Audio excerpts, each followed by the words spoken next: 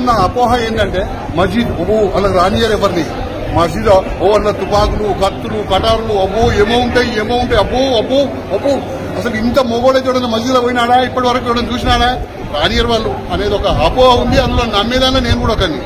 నేను వృత్తిరీత్యా police department లో పనిచేసిన. నేను ఇంత లోపలికి ఎప్పుడు రాలే. మళ్ళా నేను దగ్గర వరకే వచ్చిన గాడికిలే పోయినా కానీ ఈ రోజు వస్తే నేను ఇలా అనుకున్నా కూడా స్నానం చేసి మంచి నిన్న స్నానం చేసుకుని వచ్చిన. ఎందుకు వచ్చినా నీతి నిజాయితీ న్యాయం ధర్మం అనేది ఉంది కాబట్టి పవిత్ర స్థలంలో పోతున్నాం, మంచిగా పోవాలని చెప్పేసి వచ్చినాం.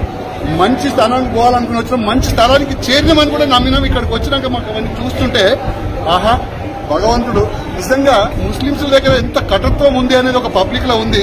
మరి ఇంత మంచి ముస్లింస్ ఉన్నారు, ఇవన్నీ క్లాసెస్ పెట్టి ఈ వ్యవస్థను ఎందుకు మార్చలేకపోతున్నారు వీళ్ళంతా? అయితే ఇటువంటి వ్యవస్థకు ఇటువంటి వాళ్ళు అవసరం.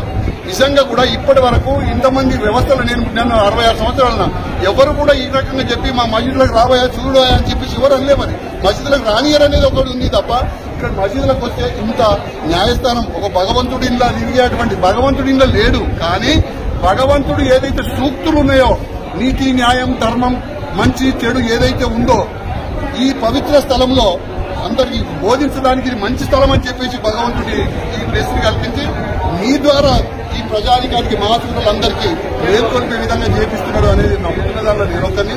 మీ అందరికీ ప్రత్యేకంగా ధన్యవాదాలు.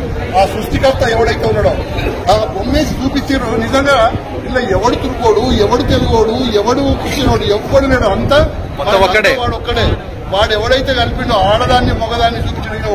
ఇలా ఫోటో చూపిస్తే ఈయనకు నాకేం సంబంధం అంటే నిజంగా సంబంధం ఉంది. ఈయన నేనంతా ఒకటే, ఒక తల్లి పిల్లలమే.